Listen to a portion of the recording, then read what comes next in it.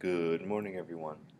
It's time for our daily read aloud of Freak the Mighty. Um, Today we're going to read chapter 22. And if you remember the previous chapter, chapter 21, Maxwell was struggling coming to terms with testifying against his father in court, and he was worried that he was going to grow up to be like him. It's a valid fear, I think, you know. You overheard the saying, the apple doesn't fall far from the tree? Sometimes it does. Chapter 22 is called Remembering is Just an Invention of the Mind. Spring has sprung, Freak says, and so are we. This is the day school gets out, and we're taking the long way home. By now I've been carrying around on my shoulders for almost a year. We call it walking high, and even if we haven't been going on any dangerous quests lately, so the fair Gwen won't have to throw a fit, Freak hasn't exactly given up on slaying dragons. The world is really and truly green all over, he says. Do you remember what it used to be like back in the Ice Age when the glaciers covered the earth and the saber-toothed tigers roamed the frozen night? No, I say. How could I remember that? I wasn't even born. Don't be a pinhead, he says. Remembering is just an invention of the mind. I go, what's that supposed to mean? It means that if you want to, you can remember anything, whether it happened or not. Like I can remember what it was like in the Ice Age. I kept trying to invent stuff. The wheel, central heating, indoor plumbing. But the Neanderthals were happy with just a campfire and a fur coat. If you guess that Freak has been reading a book about the Ice Age, you're right. He's been seeing a saber-toothed tiger behind every bush, except that so far all of them turned out to be stray cats. Or once it was this skunk, and it's a good thing I can run fast or we'd have to soak in tomato juice, which is the only way to get rid of the stink. Inventing electricity would be tough, he says, without copper wire and magnets, but I could handle inventing a compass. All you have to do is rub the needle. That way everybody could head south and get away from the glaciers. First you need to invent a time machine, I say, so you can go back there and give all the cavemen a hard time about indoor plumbing. Freak goes, you don't need a time machine if you know how to remember. Which is something I'll always remember. Him saying that, and me trying to figure it out. Freak's birthday is a couple days after school gets out, and the fair Gwen has already made it clear he's not getting a ride on the space shuttle. 13 is supposed to be extra special, he says. The least you could do is get my name on the list, or how about a linear accelerator, just a small one so I can split a few atoms? The fair Gwen goes, I suppose this means you're going to be an obnoxious teenager.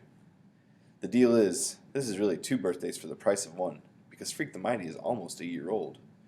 Talk about a prodigy, Freak says. 1 year old and he's already on his way to 9th grade. The fair Gwen just rolls her eyes when we talk like that. Freak says we can't expect her to understand because you can't really get what it means to be Freak the Mighty unless you are Freak the Mighty. Anyhow, the party is just a family affair because Freak isn't supposed to get overexcited, which is like saying the moon isn't supposed to go around the earth. Last year I got the ornithopter, he says. This year, why not a helicopter? A real one, though. You can't expect a teenager to play with toys. Why not a jet plane, Fair Gwen says. Cool, Freak says, a Learjet. What he's really getting, and I've been sworn to secrecy, is this new computer, the one he's been drooling over in his computer magazines. It comes with a modem, which means if he has to stay home for some reason, he can go to school over the telephone. The idea is I'd be there in the classroom with a matching computer. The only problem? I don't know squid about computers. You'll learn, the fair Gwen says. Kevin will teach you. But why would he have to stay home, I ask her. We're out in the kitchen, and she and Graham are frosting the cakes, and Freak is hanging out in the living room, acting like he intends to have a party every day the rest of his life. Maybe he won't have to stay home, the fair Gwen says, and she and Graham kind of lock eyeballs for a second, a secret code that mothers have. This is just in case, Max. I think maybe he already guessed about the computer, I say. That's why he's jerking your chain about the space shuttle ride and Learjets. I'm not surprised, the fair Gwen says. You can't keep anything from Kevin. Freak hardly touches his supper. He says he's saving his appetite for the cake. And finally we're all done eating except for Grim. Keeps rubbing his belly and rolling his eyes and telling the fair Gwen what a genius she is with fresh peas and new potatoes and salmon, and he'll have just a smidgen more, thanks, until finally Graham clears her throat and smiles, and Graham has to apologize for being such a pig. That's how I am. The funny thing is, when at last they do bring out the cake, Freak asks me to flame out the candles while he makes a wish, and then he doesn't even touch his piece. He just sort of pushes around the plate. I figure he's so excited about getting a new computer that he's lost his appetite. Not that he's letting on he doesn't feel good. He's acting just as wise and smart-mouthed as ever. I should have asked for earplugs, he says when we're done singing Happy Birthday. You better check the glassware for cracks. Hush up, the fair Gwen says, or we'll give you another chorus. When she brings out the computer, he acts so surprised and happy.